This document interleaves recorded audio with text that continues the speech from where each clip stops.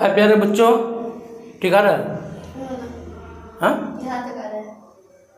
बस तो उसको और झुकाओ उधर,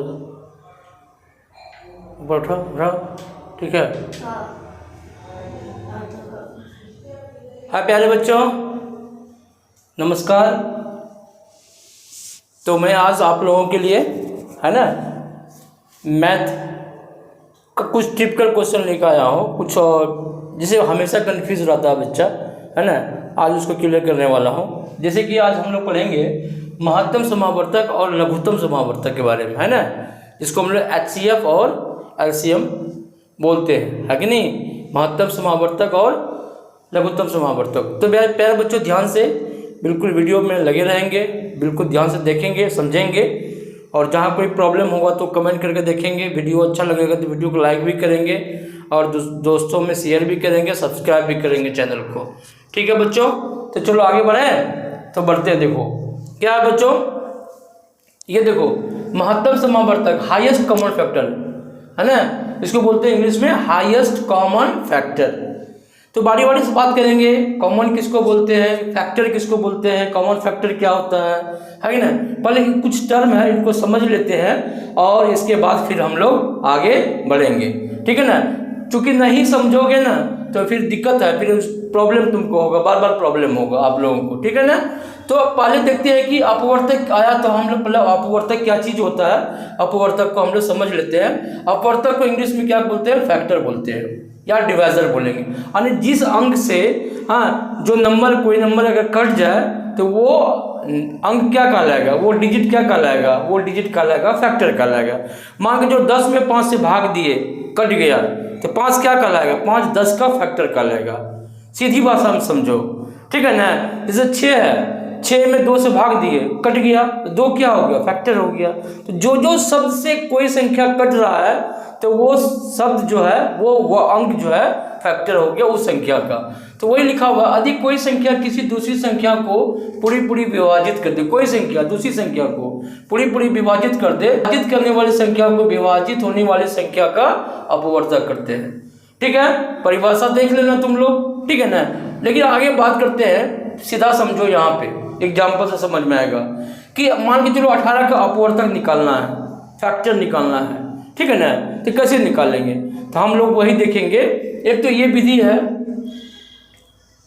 विधि है, मान के चलो 18 का अपवर्तक निकालना है, तो क्या करेंगे, 1 गुना 18 करो, 2 गुना 9 करो, 3 गुना कितना करो, 6, है ना। और हम लोग 6 गुना 6 तो नहीं लिख सकते हैं, चलो तो मान के चलो क्या क्या हो गया, तो 1 हो गया, 2 हो गया और 3 हो गया, है ना, और कितना हो गया, 6 हो गया, 9 हो गया और 18 हो गया।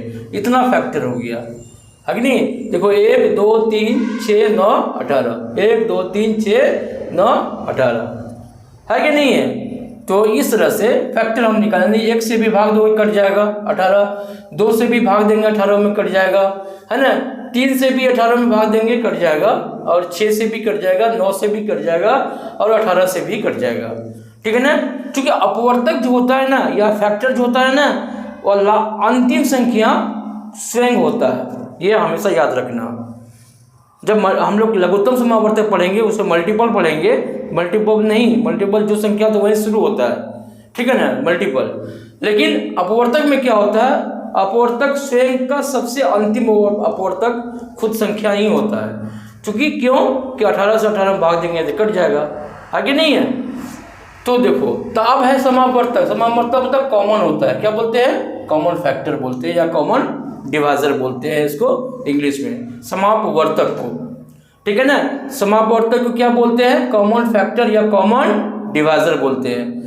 बेटा नीचे भी कर लो थोड़ा, या कॉमन डिवाइजर, यदि कोई संख्या किन्हीं 2 या 2 से अधिक संख्याओं को विभाजित करती है ना, यदि कोई संख्या 2 या 2 से अधिक संख्याओं को विभाजित करती है तो विभाजक संख्या को विभाज्य संख्या का क्या बोलते हैं, समापवर्तक बोलते हैं। जैसे 12 तथा 18 का देखो, 12 तथा 18 को कौन कौन संख्या काट सकता है, 1 काट लेगा, ठीक है, 1 से कट जाएगा, 12 भी कट जाएगा और 18 भी कट जाएगा, ठीक है ना। 2 से देखो 2 से 12 भी कट जाएगा, 18 भी कट जाएगा, ठीक है ना। 3 से भाग देंगे तो 3 से 12 भी कट जाएगा, 18 भी कट जाएगा।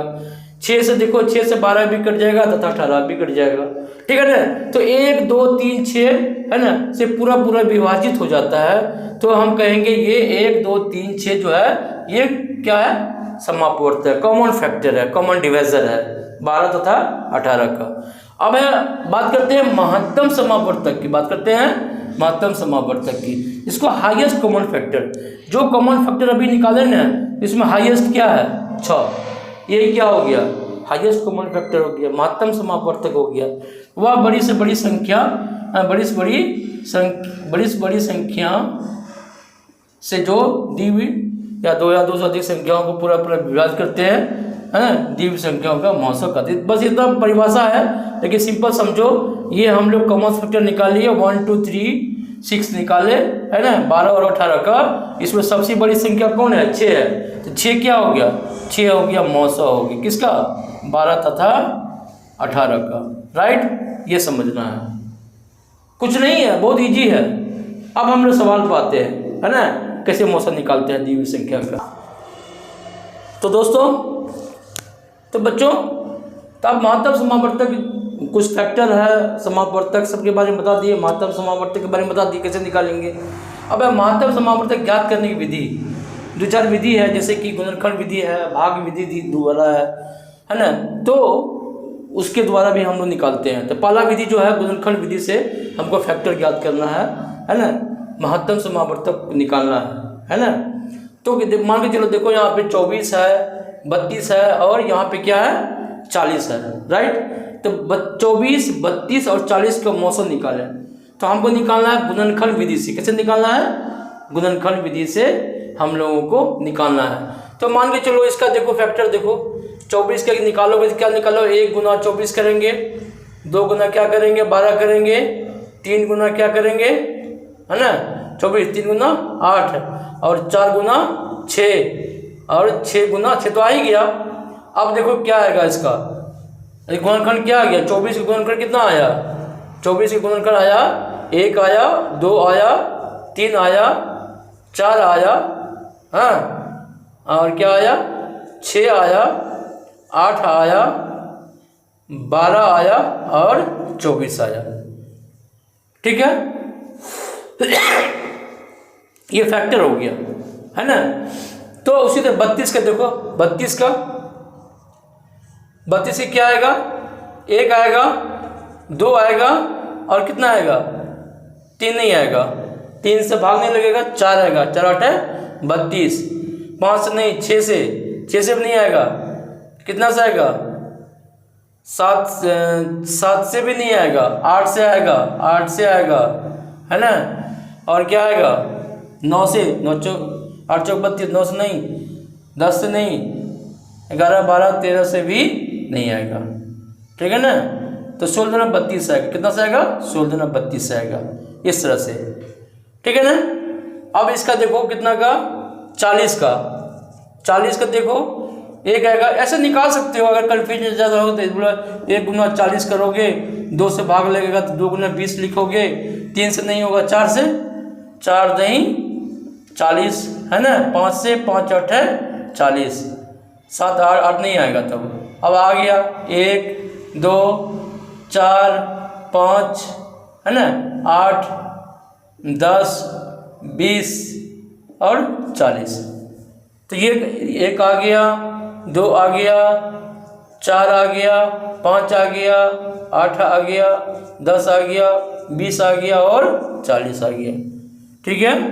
तो देखो अब इसमें कॉमन क्या है, एक कॉमन है, देखो ये तीनों में है, तो कॉमन देखो, कॉमन लिख लेंगे, कॉमन फैक्टर, है ना, कॉमन फैक्टर 1 आ गया, ठीक है।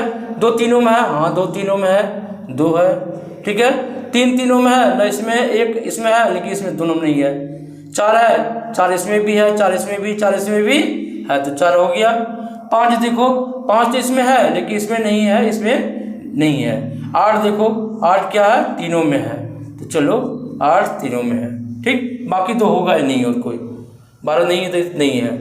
तो अब इतना में देखो ये आया कॉमन फैक्टर, क्या आया 1 से कट जाएगा तीनों, 2 से तीनों कट जाएगा, 4 से काटोगे 24 भी, 32 भी, 40 भी, 8 से तीनों कट जाएगा, कॉमन फैक्टर आ गया। अब कहता है कि भाई HCF क्या होगा, मौसम क्या होगा, HCF, इसका मतलब हाईएस्ट कॉमन फैक्टर क्या होता है, हाईएस्ट, सबसे बड़ा, हाईएस्ट मतलब सबसे बड़ा कॉमन फैक्टर, है ना, कॉमन फैक्टर। तो क्या आएगा इसमें, कॉमन फैक्टर 1 2 4 8 आया है बच्चों, है ना, 1 2 4 8 आया है, तो सबसे हाईएस्ट क्या है, 8 है, तो यही 8 हो गया हाईएस्ट कॉमन फैक्टर। इसको हम लोग मौसा बोलते हैं, जिसको हम लोग मौसा बोलते हैं, महत्तम समावर्तक बोलते हैं। तो ये गुणनखंड विधि से निकाल सकते हो, है कि नहीं, गुणनखंड निकालेंगे और उसका हम लोग कर लेंगे।